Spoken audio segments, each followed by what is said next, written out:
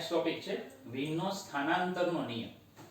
ચલો બરાબર ધ્યાન આપજો. વિન જે છે એને સ્થાનાંતરનો એક નિયમ આપ્યો છે. તો જો કોઈ પણ તાપમાને ઉષ્મીય વિકિરણ કોઈ એક તરંગ લંબાઈઓ નહીં પણ નાનીથી મોટી તરંગ લંબાઈ ધરાવતો સળંગ વર્ણપટ ધરાવે છે. સમજો આપણે આગળ એવું ભણી ગયા, પ્રિવોશ નામના વૈજ્ઞાનિક એવું કીધેલું કે કોઈ પણ પદાર્થ હોય એ પોતાના તાપમાનને અનુરૂપ અમુક નિશ્ચિત તરંગલંબાઈ ધરાવતા તરંગોનું ઉત્સર્જન કરે છે. બરાબર, પોતાના તાપમાનને અનુરૂપ અમુક નિશ્ચિત તરંગલંબાઈ ધરાવતા તરંગોનું શું કરે છે? ઉત્સર્જન કરે છે. પણ વિન એવું જણાવે છે કે એમાં નિશ્ચિત તરંગલંબાઈ નહીં પણ નાનીથી લઈને મોટી સુધીની બધી જ તરંગલંબાઈઓ હાજર હોય છે. એક નાની મિનિમમ તરંગલંબાઈથી સ્ટાર્ટ કરો તો મેક્સિમમ સુધીની બધી જ તરંગલંબાઈઓનું ઉત્સર્જન કરે છે. બરાબર, તો નાનીથી મોટી તરંગલંબાઈ ધરાવતો સળંગ વર્ણપટ મળે. કેવો વર્ણપટ મળે? એક સળંગ, એમ એક ફિક્સ તરંગલંબાઈ એવું નહીં. વિકિરણ ઊર્જા જુદી જુદી તરંગલંબાઈઓ માટે બદલાય છે. વિકિરણની ઊર્જા અલગ અલગ તરંગલંબાઈઓ માટે એની ઊર્જા કેવી હોય છે? અલગ અલગ હોય. દાખલા તરીકે આપણે એવું ભણી ગયા છીએ E = hf. કેમેસ્ટ્રીમાં તમે ભણ્યા છો E = h μ એટલે આવૃત્તિ, તો c/λ. તો જો લેમ્ડા અલગ અલગ હોય તો ઊર્જા કેવી હશે? અલગ અલગ. તો અલગ અલગ તરંગલંબાઈ ધરાવતા વિકિરણની ઊર્જાઓ પણ કેવી હશે? અલગ અલગ. કે ભાઈ ધારો કે એક λ1 તરંગલંબાઈ છે, λ1 તો એની ઊર્જા ધારો કે E1, λ2 એની ઊર્જા ધારો કે E2, λ3 એની ઊર્જા ધારો કે E3. એમ બધી જ અલગ અલગ તરંગલંબાઈઓ ધરાવતા વિકિરણની ઊર્જા કેવી હોય છે? જુદી જુદી હોય છે. તો આપણે એક આલેખ દોરીએ. કોનો આલેખ છે? જો કાળા પદાર્થ દ્વારા એકમ ક્ષેત્રફળ દીઠ એકમ તરંગલંબાઈ દીઠ ઉત્સર્જિત વિકિરણ ઊર્જા. શેની વાત કરીએ છીએ? ઊર્જા. પણ કઈ ઊર્જા લીધી છે? તો કે એકમ ક્ષેત્રફળ એટલે છેદમાં ક્ષેત્રફળ એકમ તરંગલંબાઈ દીઠ ઉદ્ભવતી વિકિરણ ઊર્જા એટલે E/a λ. વિરુદ્ધ કોનો આલેખ છે? તો કે તરંગલંબાઈનો. આના વિરુદ્ધ તરંગલંબાઈનો આલેખ છે. એકમ ક્ષેત્રફળ દીઠ એકમ તરંગલંબાઈ દીઠ ઉદ્ભવતી ઊર્જા વિરુદ્ધ કોનો આલેખ છે? તરંગલંબાઈનો. બરાબર, તો એ આલેખ દોરવામાં આવ્યો તો એ એક પ્રાયોગિક વક્ર છે. કેવો વક્ર છે? આલેખ કે પ્રયોગ કરે, મતલબ કે ધારો કે કોઈ એક પદાર્થ છે, એનું તાપમાન T છે, તો એમાંથી નાનીથી લઈને મોટી સુધીની બધી તરંગલંબાઈ ઉત્સર્જિત થશે. એ દરેક અલગ અલગ તરંગલંબાઈઓની ઊર્જા કેટલી એ માપવામાં આવી. એ ઊર્જા વિરુદ્ધ તરંગલંબાઈનો શું દોર્યો? આલેખ. તો એકમ ક્ષેત્રફળ ધરાવતી સપાટીમાંથી એકમ તરંગલંબાઈ વિરુદ્ધ એકમ ક્ષેત્રફળ દીઠ એકમ તરંગલંબાઈ દીઠ ઉત્સર્જિત ઊર્જા વિરુદ્ધ તરંગલંબાઈનો જ્યારે આલેખ દોરવામાં આવ્યો તો જુદા જુદા તાપમાન માટે એ આલેખ છે કંઈક આ રીતે મળે છે. જુદા જુદા તાપમાનો માટે આલેખ કંઈક આ રીતે મળે છે. મતલબ કે ધારો કે તાપમાન હું T1 રાખું તો મને આલેખ આ રીતે મળે છે. આ જે વ્હાઇટ છે એ T1 તાપમાને છે. તો આ મિનિમમ તરંગલંબાઈથી સ્ટાર્ટ કરો તો મેક્સિમમ સુધીની બધી જ તરંગલંબાઈ એમાં હાજર છે. પછી તાપમાન વધાર્યું, T2 કર્યું તો મને આલેખ આવો મળે છે. અહીંયાથી લઈને આખો સળંગ વક્ર મળે. T3 હજુ તાપમાન વધાર્યું તો આલેખ મને આ રીતે મળે. T4 તાપમાને હજુ મને આલેખ આ રીતે મળે. તો એક નાનામાં નાની તરંગલંબાઈથી સ્ટાર્ટ કરો અને મેક્સિમમ સુધીની બધી જ તરંગલંબાઈઓ મળે છે. તો વિન નામના વૈજ્ઞાનિકે પ્રાયોગિક રીતે અલગ અલગ તાપમાન માટે બરાબર આવો વક્ર એને મેળવ્યો. બરાબર, ચાલો હવે આ બધા વક્રોમાં ખાસિયત છે. જો T1 તાપમાને આપણને આ વક્ર મળે છે. બરાબર, T1 તાપમાને આપણને આ વક્ર મળ્યો તો એમાં આ મેક્સિમમ પોઈન્ટ છે. તો એ મેક્સિમમ પોઈન્ટ આગળ તરંગલંબાઈ છે λm1. એટલે T1 તાપમાને આપણને મહત્તમ ઊર્જા ધરાવતી તરંગલંબાઈ કઈ મળે? λm1. આ λm1 તરંગલંબાઈની ઊર્જા સૌથી વધારે છે. જો મળે બધી જ તરંગલંબાઈ પણ એમાં λm1 ઊર્જા ધરાવતી તરંગલંબાઈ કેવી છે? વધારે છે. એટલે કે આ ઊર્જા ધરાવતી તરંગલંબાઈ જે છે એ કેવી છે? વધારે છે. બરાબર, આ તરંગલંબાઈની ઊર્જા વધારે છે એવું પણ તમે કહી શકો. હવે λm એટલે આ મહત્તમ તરંગલંબાઈ એવું નહીં. λm એટલે મહત્તમ તરંગલંબાઈ એવું નહીં. દાખલા તરીકે હું ફિઝિક્સની 50 માર્કની પરીક્ષા લઉં. બરાબર, ફિઝિક્સની મેં 50 માર્કની પરીક્ષા લીધી. બરાબર, પછી એમાં કોઈ એનાલિસિસ કર્યું કે ભાઈ 1 માર્ક કેટલાને આવ્યો, 2 માર્ક કેટલાને આવ્યો, 3 માર્ક કેટલાને આવ્યા, 4 માર્ક કેટલાને આવ્યા. બરાબર, એ પ્રમાણે મેં આખું એનાલિસિસ કર્યું તો મને એવું જોવા મળ્યું કે આ 50 માર્કની પરીક્ષામાં બરાબર 40 માર્ક ધરાવતા વિદ્યાર્થીઓની સંખ્યા વધુ છે. 40 માર્ક વાળા વિદ્યાર્થીઓ કેવા મળ્યા? મને સૌથી વધારે મળ્યા. તો આપણે આ λm છે ને એ કયા? આ 40. મહત્તમ નહીં, હાઈએસ્ટ નહીં. હાઈએસ્ટ તો એમાં હાઈએસ્ટ માર્ક તો એમાં 49 છે. આ હાઈએસ્ટ નહીં. લેમ્બડા એમ એટલે કઈ તરંગ લંબાઈ? 40 સંખ્યા વાળા વિદ્યાર્થીઓ, 40 માર્ક વાળા વિદ્યાર્થીઓની સંખ્યા સૌથી વધારે, મતલબ કે આ તરંગ લંબાઈ એટલે એવી તરંગ લંબાઈ છે કે આ તરંગ લંબાઈ ઉર્જા સૌથી વધારે છે. હવે તાપમાન હું વધારું છું, તાપમાન વધાર્યું એટલે મને નવી તરંગ લંબાઈ મળી લેમ્બડા m2. લેમ્બડા m2 જે છે એ લેમ્બડા m1 કરતા વધારે છે. જો તાપમાન વધે છે તેમ આ લેમ્બડા પણ કેવા થાય? વધ્યા. લેમ્બડા m1 જે છે એની કરતા લેમ્બડા m2 ની ઊર્જા કેવી છે? વધારે છે. પણ જો તરંગ લંબાઈ નાની છે, ઊર્જા વધારે છે પણ તરંગ લંબાઈ કેવી છે? નાની. કારણ કે આ ડાયરેક્શનમાં આવશે એટલે લેમ્બડા ઘટતા જશે. બરાબર? મતલબ કે આજ 50 માર્કની પરીક્ષા મેં બીજી વખત લીધી ત્યારે 43 માર્ક્સ ધરાવતા વિદ્યાર્થીઓની સંખ્યા સૌથી વધારે હતી. તો શું થયું? સંખ્યા વધી ગઈ. એટલે આ તરંગ લંબાઈ એવી છે કે જે ધારણ કરનારા તરંગોની સંખ્યા સૌથી વધારે છે. ખબર? સૌથી વધારે તરંગો આ દેખાય છે. દાખલા તરીકે કોઈ પદાર્થ આપણે જાંબલી રંગનો દેખાય છે, તેનું કારણ શું? કે કોઈ તાપમાને એ પદાર્થ જાંબલી રંગનો છે, મતલબ કે એ પદાર્થમાંથી જાંબલી રંગના તરંગોની સંખ્યા વધારે હશે. બીજા બધા હશે પણ ઓછા. જાંબલી રંગના તરંગોની સંખ્યા કેવી હશે? વધારે. એ પદાર્થ આપણને રાતા રંગનો દેખાય તેનો મતલબ શું? કે એમાં રાતા રંગના તરંગોની સંખ્યા સૌથી વધારે હશે. બીજા બધા હશે પણ ઓછા. એમાં લેમ્બડા m2 તરંગ લંબાઈ ધરાવતા તરંગોની સંખ્યા સૌથી વધારે છે. હજુ તાપમાન વધાર્યું તો લેમ્બડા m3. હજુ ધારણ કરનારા તરંગોની સંખ્યા વધી ગઈ. 43, પહેલા 43 હતા, હવે 45 થઈ ગયા. કે 45 માર્ક ધરાવતા વિદ્યાર્થીઓની સંખ્યા સૌથી વધારે છે. 45 માર્ક ધરાવતા વિદ્યાર્થીઓની સંખ્યા સૌથી વધારે છે. હજુ તાપમાન વધાર્યું, લેમ્બડા m કેવા થયા? વધતા ગયા. તો એનો મતલબ એવો થાય કે જેમ તાપમાન તમે વધારો છો, તેમ તરંગ લંબાઈનું મહત્તમ જે છે, ધારણ કરનારા તરંગો જે છે એમની તરંગ લંબાઈ ઘટતી જાય છે. જો જેમ તાપમાન વધતું જાય છે તેમ બોલ lambda m1, lambda m2, lambda m3, lambda m4, lambda m કેવા થાય? ઘટતા જાય છે. ખબર પડે? જેમ તાપમાન વધારતા જાવ તેમ શું થાય છે? ધારણ કરનારા જે તરંગો છે, બરાબર, એમની તરંગ લંબાઈ ઘટતી જાય છે. પછી ખબર પડે? મતલબ કે આ વાત છે કે ધારો કે આપણે જાની વાલી પીનારા ધારો કે આપણે આ લઈએ. જાંબલી રંગની તરંગ લંબાઈ 4000 એંગસ્ટ્રોમ હોય છે. રાતા રંગની તરંગ લંબાઈ 7000 અથવા તો એપ્રોક્સિમેટલી 8000 એંગસ્ટ્રોમ લેવામાં આવે. બરાબર? તો વચ્ચેનો જે રંગ છે લીલો, એની તરંગ લંબાઈ ધારો કે 6000 એંગસ્ટ્રોમ છે. બરાબર? ચલો હવે તાપમાન જેમ વધે, બરાબર, અત્યારે કોઈ નિશ્ચિત તાપમાને છે, તાપમાન જે છે વધારતા જાવ છો તો તાપમાન વધે એમ શું થાય છે? કીધું લેમ્બડા m જે છે એ ઘટતા જાય છે. મતલબ કે ધારો કે કંઈક અત્યારે T1 તાપમાન છે, પદાર્થ જે છે એ આપણે રાતા રંગનો દેખાય છે. બરાબર? પદાર્થ જે છે આપણને કેવો દેખાય? રાતા રંગનો દેખાય છે. હવે જો હું તાપમાન વધારતો જઈશ તો એ પછી નારંગી, પીળો, લીલા રંગનો દેખાશે. જો લેમ્બડા ઘટી ગયા. તાપમાન વધારતા જાવ એટલે શું થાય? છેલ્લે પદાર્થ કેવો થશે? જાંબલી રંગનો. તમને ખ્યાલ છે ગેસ સ્ટવ હોય ને એની જ્યોત જાંબલી રંગની હોય. એ સૌથી વધુ તાપમાનનો આપણે, બરાબર, શું કહે છે? ઉલ્લેખ કરે છે. જ્યારે આપણે મીણબત્તી કરો તો એની જ્યોત લગભગ પીળા રંગની હોય. તાપમાન કેવું? ઓછું. તો જેમ તમે તાપમાન વધારશો તેમાં રંગ કેવો થાય? આ બાજુ આવતો જશે. તો જો લેમ્બડા કેવા થાય? ઘટતા જાય. 8000 થી કેવા થઈ ગયા? 4000. એમ લેમ્બડા કેવા થાય? ઘટતા જાય. બરાબર? જેમ તાપમાન વધારતા જાવ એમ લેમ્બડા ઘટતા જાય. મતલબ કે પદાર્થ રાતા રંગનો દેખાય. એની પાછળનું કારણ શું? કે એમાં રાતા રંગના તરંગોની સંખ્યા કેવી છે? વધારે. તો મહત્તમ ઊર્જા માટે તરંગ લંબાઈ લેમ્બડા m તાપમાન વધે તેમ ઘટે છે. આપણે કીધું લેમ્બડા m ઘટતા જાય છે. તો લેમ્બડા m અને t વચ્ચેનો સંબંધ વિન સ્થળાંતર નિયમ તરીકે જાણીતો છે. લેમ્બડા m t અચળ, અચળને કહેવાય અચળાંક b.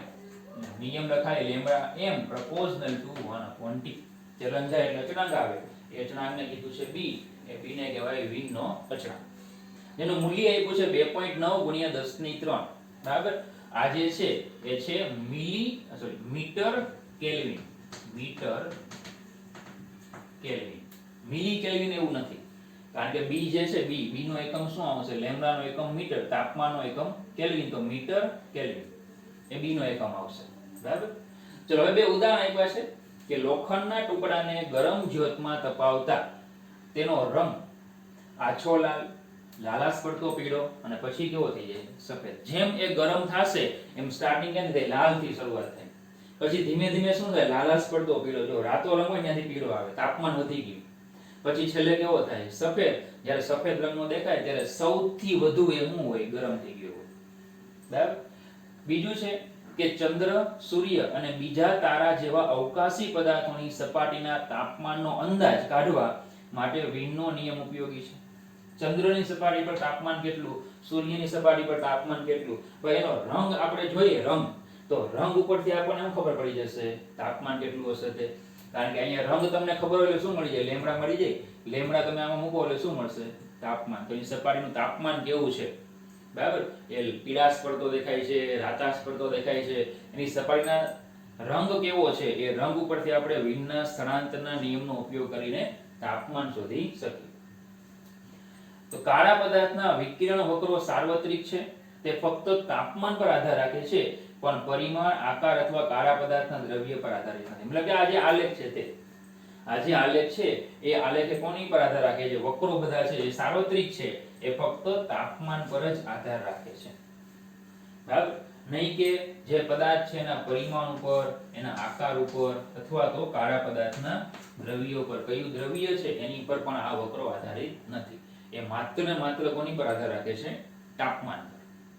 બરાબર.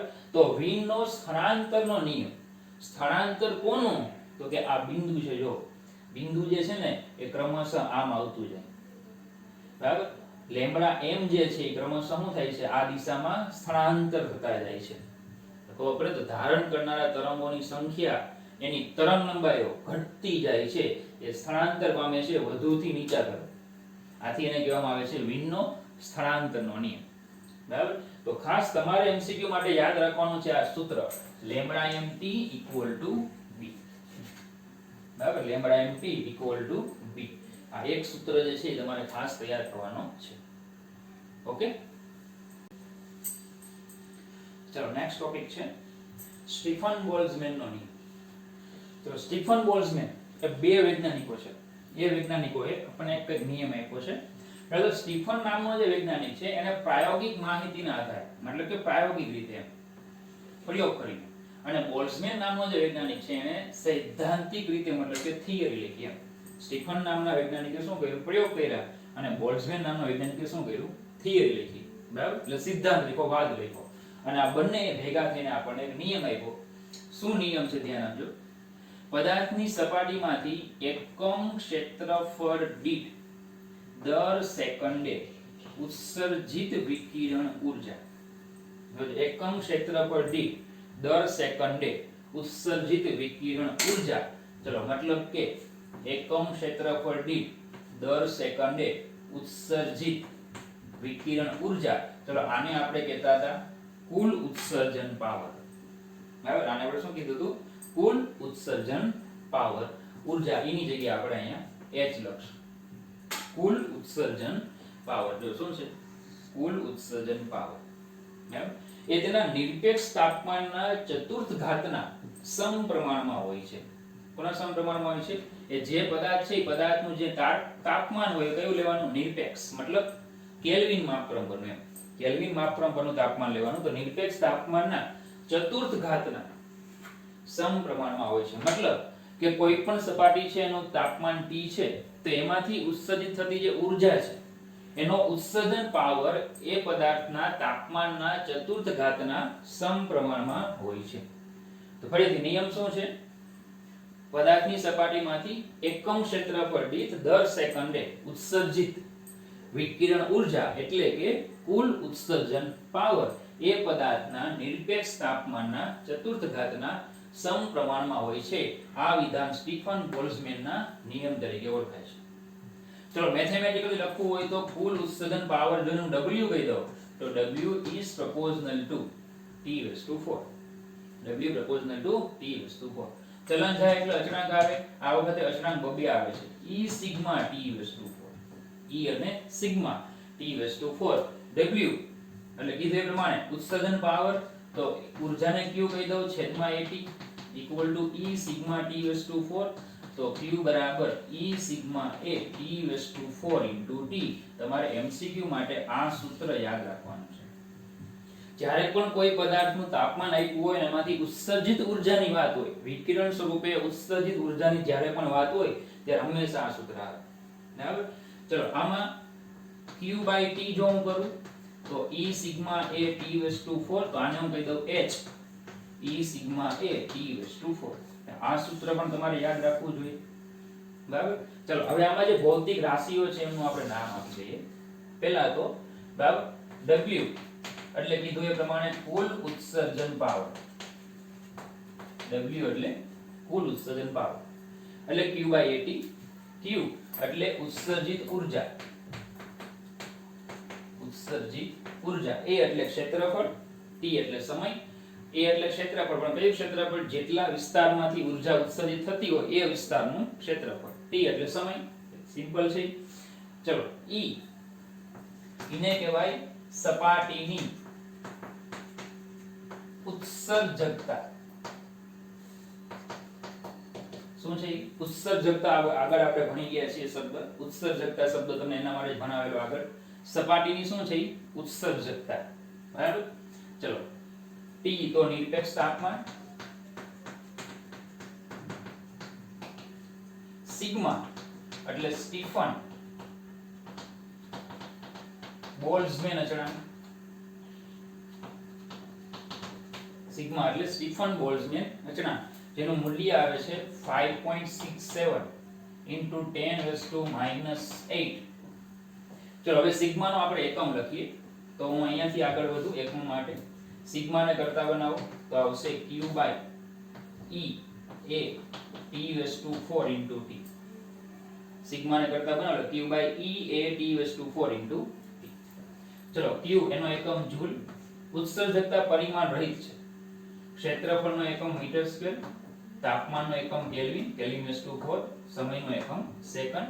તો તમે લખી શકો જૂલ મીટર-2 Kelvin-4 સેકન્ડ ઇન્વર્સ, અથવા જૂલ પ્રતિ સેકન્ડ એટલે વોટ.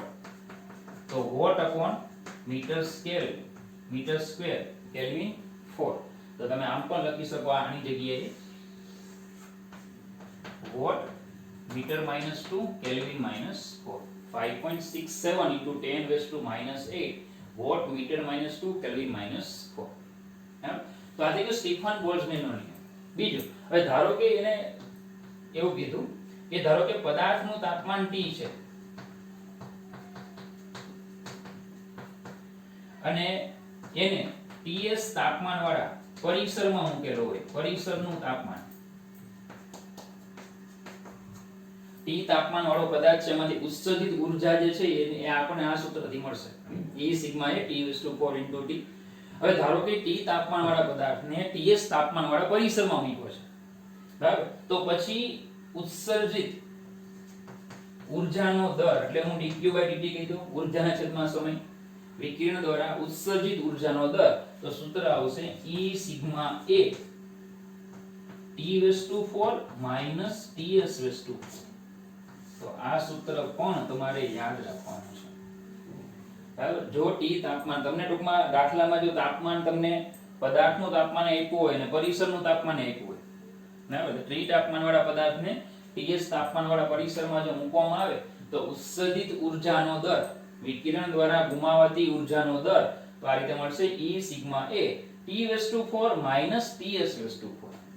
ખબર પડે? કારણ કે પ્રિવોસ્ટે એવું કીધેલું કે કોઈ પણ પદાર્થ T તાપમાને પોતાનામાંથી વિકિરણ ઊર્જા ઉત્સર્જિત કરે છે. એટલું જ નહીં, તે આજુબાજુનું જે કઈ વાતાવરણ છે એમાં અન્ય પદાર્થોથી જે ઊર્જા ઉત્સર્જિત થાય છે એનું શોષણ કરે છે. તો ટૂંકમાં કોઈ પણ પદાર્થમાં બે પ્રક્રિયા થાય છે. એક તો એ ઊર્જા ઉત્પન્ન કરે, બીજું એ શું કરે? ઊર્જાનું શોષણ કરે.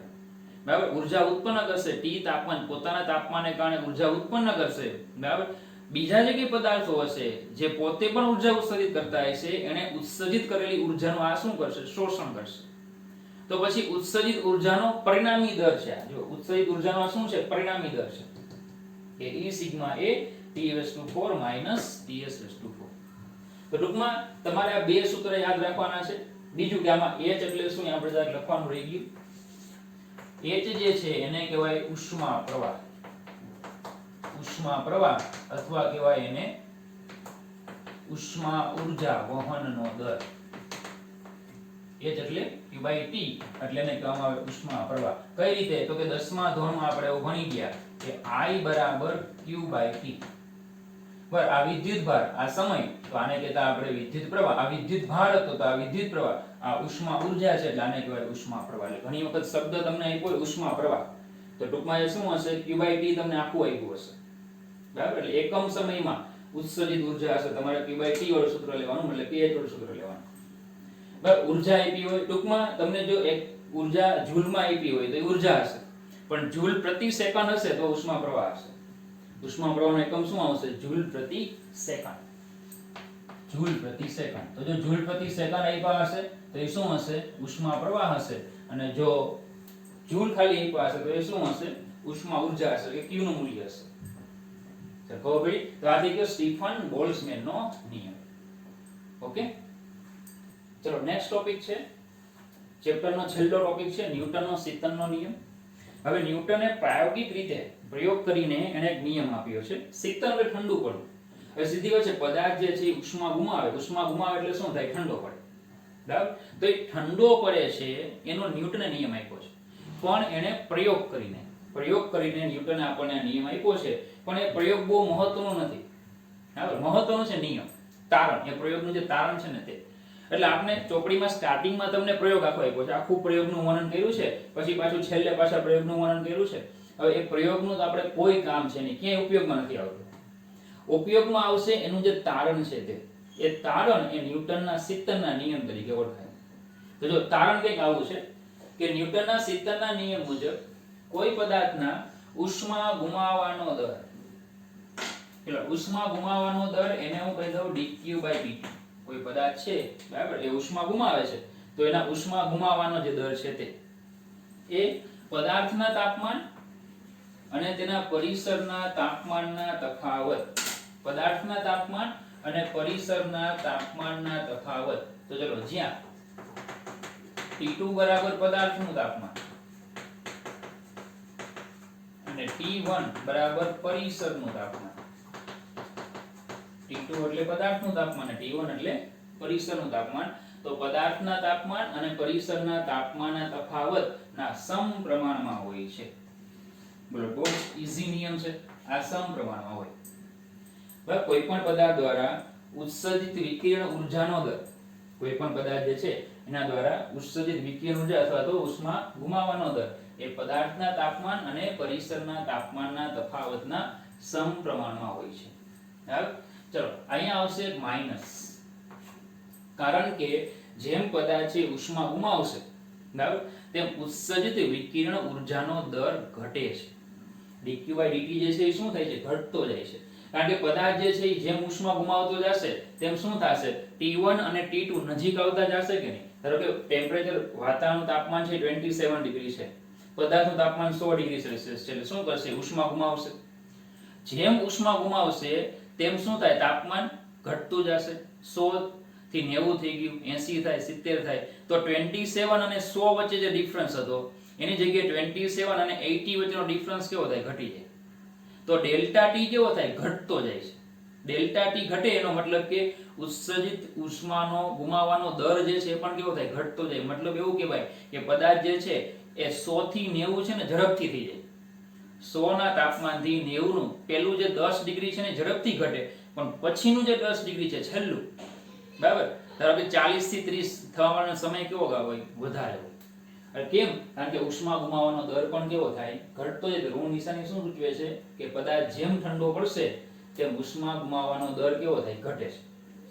ચલન જાય એટલે અચળાંક આવે. તો dq/dt = -k T2 - T1. dq/dt = -k T2 - T1. ચલો, k જે છે ને એ સપ્રમાણતાનો અચળાંક છે. બીજું તમને કીધું છે કે k જે છે એ હંમેશા ધન અચળાંક છે.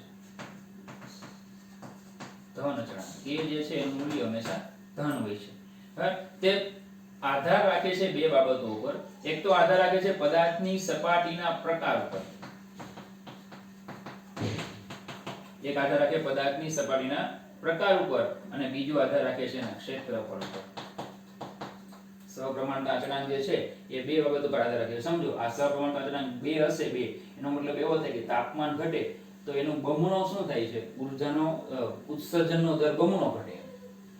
ખબર પડે, માઈનસ છે કે ઘટાડો થાય તો બમણા દરથી ઊર્જા શું થાય છે, ઉત્સર્જિત થતી ઘટતી જાય છે. ઉત્સર્જિત ઊર્જાનો દર કેવો થાય, ઘટતો જાય છે.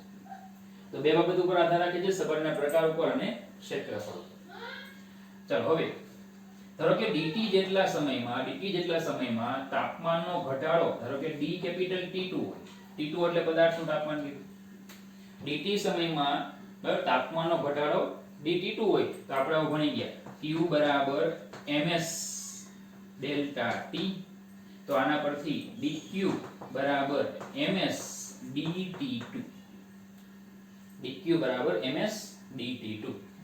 ચલો ઉષ્મા ગુમાવવાનો દર જોતો હોય, ઉષ્મા ગુમાવવાનો દર, તો હું આને dt વડે ભાગી નાખું, dq by dt equal to ms dT2 by dt.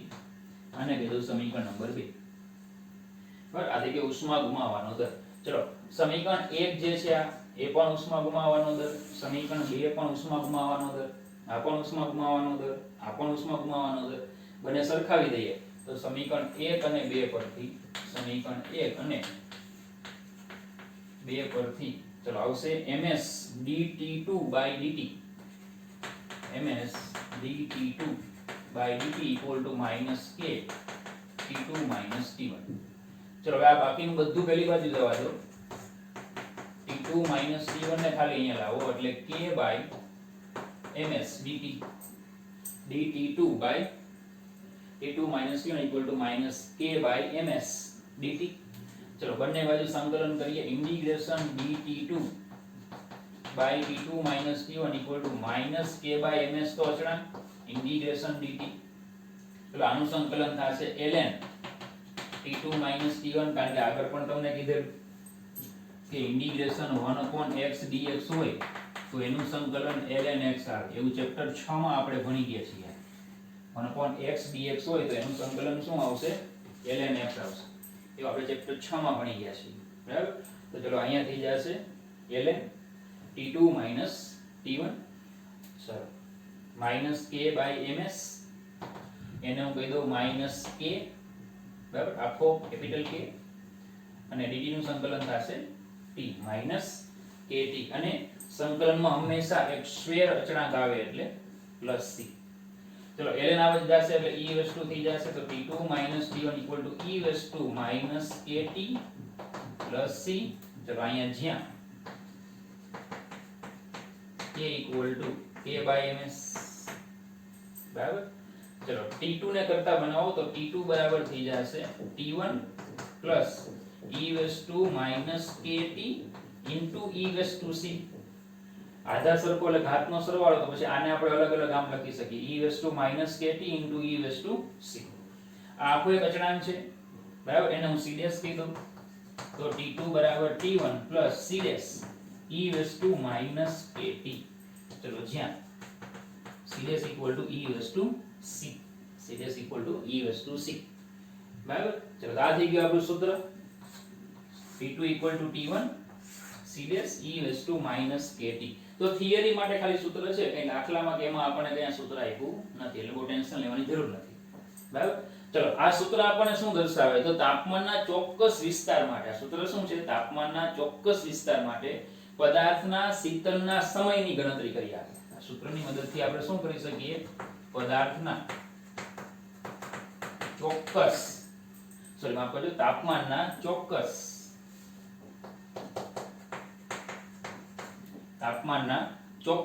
વિસ્તાર માટે પદાર્થના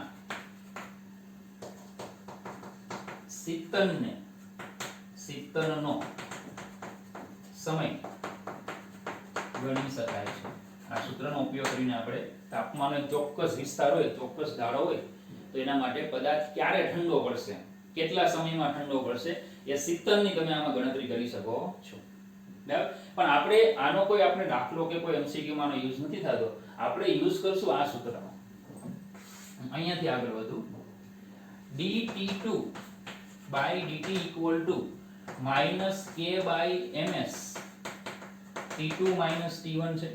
તો આપણે આનો યુઝ આ રીતે કરશું કે delta t by delta small t equal to આ આખું જે છે એને હું કહી દઉં k, આખું જે છે એને k, અહીંયા આવશે t2 minus t1. આપણે આ સૂત્ર યાદ રાખશું, આ સૂત્રનો આપણને દાખલો આપ્યો છે.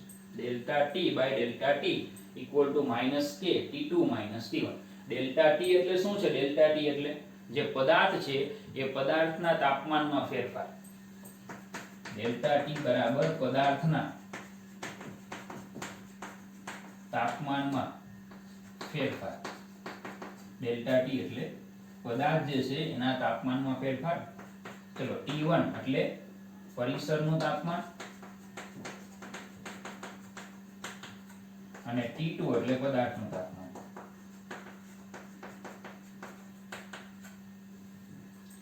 હવે delta t by delta t equal to minus k T2 minus T1 એ સૂત્ર તમારે યાદ રાખવાનું છે. આપણને એક દાખલો આપ્યો છે સૂત્ર પર આધારિત. ડેલ્ટા t એટલે પદાર્થના તાપમાનમાં ફેરફાર. પહેલા તાપમાન આટલું હતું, પછી આટલું થયું. ડેલ્ટા સ્મોલ t એટલે એ તાપમાનના ફેરફાર માટેનો સમયગાળો કે ભાઈ કેટલા સમયમાં થયું.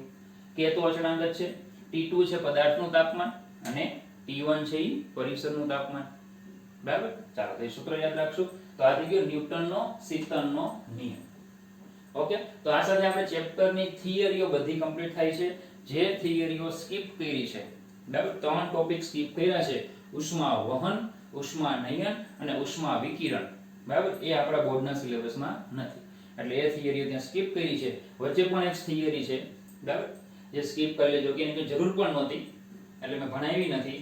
ગુપ્ત ઉષ્મા જે છે એ બોર્ડમાં સ્કીપ કરેલી છે. ગુપ્ત ઉષ્માની થિયરી બોર્ડમાં સ્કીપ કરી છે કે આ નહીં કરાવવાની, પણ આપણે છતાં ગુપ્ત ઉષ્માની જરૂર પડે છે એટલા માટે ગુપ્ત ઉષ્મા તમને કરાવ્યું છે. બરાબર, બાકીનું દાખલામાં જેમ જરૂર પડશે એમ ત્યાં વચ્ચે વચ્ચે હું નોંધ કરાવતો જઈશ, પણ બધા દાખલા ગણવાના છે, એક પણ દાખલો મૂકવાનો નથી. બરાબર, આ ચેપ્ટરના બધા દાખલા જેડબલ નીટ માટે બહુ મહત્વના છે. આથી આપણે બધા દાખલા ગણવાના છે. બરાબર, 2 દાખલા કાઢી નાખ્યા છે પણ એ પણ આપણે ગણી નાખવાના છે. ઓકે, તો તમને જેટલું મેથેમેટિકલી દાખલા અને એમસીક્યુ માટે જરૂર હતું એ બધું તમને થિયરીમાં કરાવી દીધું છે. ઓકે.